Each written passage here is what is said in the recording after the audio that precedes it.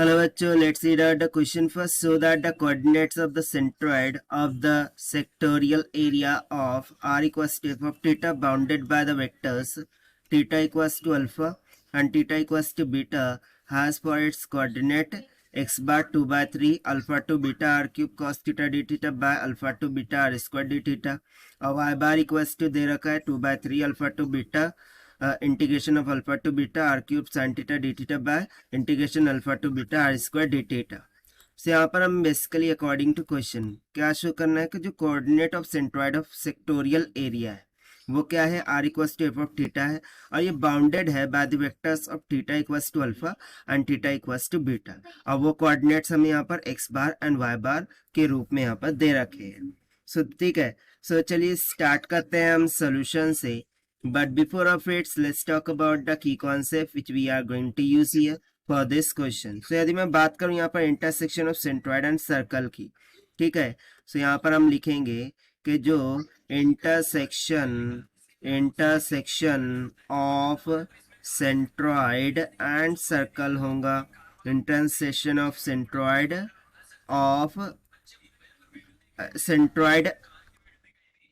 And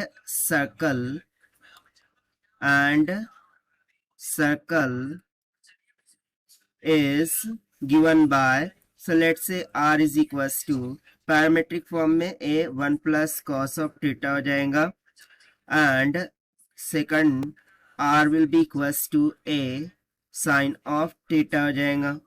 so यहाँ पर देखिए यदि मैं बात करूँ a sin of theta की, सो ये इक्वल्स टू हो जाए यदि a 1 plus cos of theta minus जहाँ पर जो थीटा का मान हो जाए 90 डिग्री के इक्वल। सो हमें क्या प्रूव करना होगा कि 1 प्लस कॉस ऑफ थीटा, ठीक है ना, 1 प्लस कॉस ऑफ थीटा ये लेस देन इक्वल्स टू हो जाएगा r less than is equals to a sine of theta की इक्वल, ठीक है। सो यहाँ से यदि मैं एरिया बाउंडेड निकालूँ, ठीक है, जो एरिया, ठीक है, यहाँ से हम फर्दर क्या बोलेंगे कि जो एरिया बाउंडेड है होगा, ठीक है ना, एरिया बाउंडेड, क्योंकि हमें देखिए वही तो प्रूव करना है कि जो सेंट्रॉइड सेक्टोरियल का बाउंडेड बाय वेक्टर्स भी। सो यहाँ से हम एरिया बाउंडेड को प्रूव करेंगे। So area bounded by given circle and centroid, given circle and centroid, so वो क्या हो जाएगा, that will nothing but integration of pi by 2 to pi. So double integration लेना होगा from a sine theta to a 1 plus cos of theta और यहाँ पर हो जाएगा आर डी थीटा, ठीक है। सो सबसे पहले हम with respect to d r क्या करेंगे, इंटीग्रेशन करेंगे। सो ये हो जाएगा pi by 2 to pi. So r का तो क्या हो गया, ठीक है, यदि मैं d theta, okay, with respect to d theta यदि इंटीग्रेट करूं, सो थीटा और लिमिट सब्स्टिट्यूट करनी होंगी। सो वो सिंपली हो जाएगा a square by 2 in bracket sine square theta minus का 1 माइनस का 2 cos of theta minus of cos square of theta d theta, यानी कि मैंने डायरेक्टली लिमिट को सब्स्टिट्यूट कर दिया है और थीटा के रिस्पेक्ट में इंटीग्रेशन फाइंड किया है।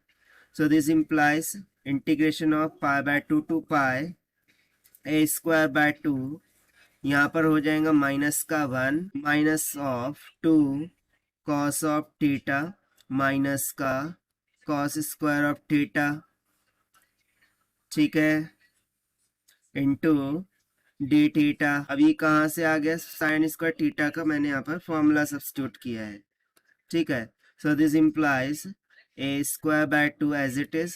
अब इसका हम इंटीग्रेशन ले लेंगे, सो हो जाएगा माइनस का थीटा माइनस का 2 sine theta minus of sine of 2 theta by 2 and the limits will go from pi by 2 to pi.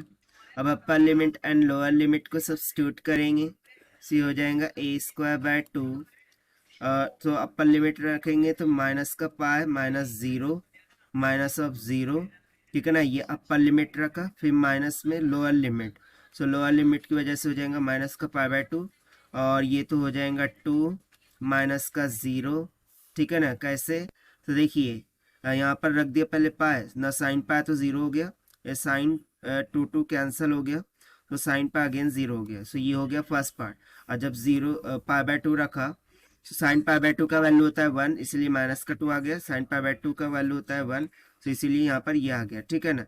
सो इसको सॉल्व करते हैं। सो ये निकल के आ जाएगा a²/2 इन ब्रैकेट 2 माइनस का पाई बाय 2 के इक्वल। सो बेसिकली ये जो हमारा निकल के आया है, ये क्या आया है, area bounded by the given circle and the centroid.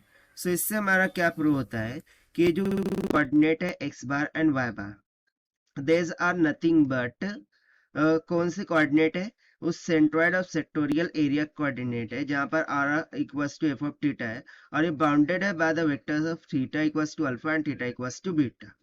ठीक है। सो यहाँ पर हम सिंपली बोल सकते हैं and hence proved. So this is the required solution which we have solved by using the concept of intersection of centroid and circle. So this is the required solution. I hope you understood well. Best of luck. Thank you.